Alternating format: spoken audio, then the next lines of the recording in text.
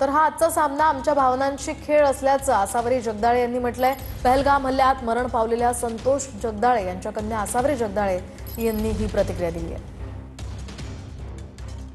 त्या लोकांमध्ये भावना नाहीयेत, तीच लोक हे सगळं करतात। बीसीसीआयनी हे नव्हतं करायला हवं, कारण अजून 6 महिने सुद्धा नाही झाले 22 एप्रिलला, आणि तुम्ही पाकिस्तान सोबत, ज्या देशाचे टेररिस्ट येऊन आपल्या लोकांना मारून जातात, ज्या देशासोबत आपलं इतक्या वर्षांपासूनचं वैर आहे, आणि आपले कितीतरी जवान, कितीतरी सामान्य लोक इतक्या वर्षात त्यांच्या टेररिस्ट अटॅकमध्ये, त्यांनी केलेल्या अटॅक्समध्ये शहीद झालेत किंवा ज्यांनी प्राण गमावले, तरी सुद्धा तुम्ही त्या देशाच्या क्रिकेटर्स सोबत आपल्या क्रिकेटर्सची मॅच फिक्स करताय। आणि का तर ती आपल्या देशात त्यांनी यायचं नाही आणि आपण त्यांच्या देशात जायचं नाही म्हणून तुम्ही दुबईला करताय।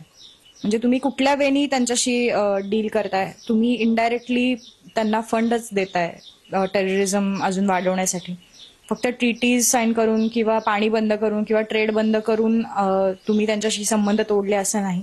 जर तुम्हाला खरंच त्या लोकांबद्दल सहानुभूती आहे, जे लोक गेले त्यांच्या परिवारांबद्दल सहानुभूती असेल, तर तुम्ही त्यांच्याशी कुठल्याही प्रकारचे मॅच इथून पुढे खेळू नका। आजची ही मॅच होऊ नये अशी माझी इच्छा आहे। बोलत होतात की आपल्या देशाने खूप चांगलं काम केलंय, आपल्या सैनिकांनी खूप चांगलं काम केलंय, त्या 26 लोकांना न्याय मिळवून देण्यासाठी काम केलंय, तर मग हे काय आहे? जर तुम्ही आजची मॅच बघितली तर ह्याचा अर्थ तुम्हाला ज्या भावना त्यावेळेला होत्या त्या तुमच्या खोट्या होत्या आणि तुम्हाला काही फरक पडत नाहीये, कारण तुमच्या घरातलं कोणी गेलेलं नाहीये किंवा तुमच्या जवळचं कोणी जात नाहीये।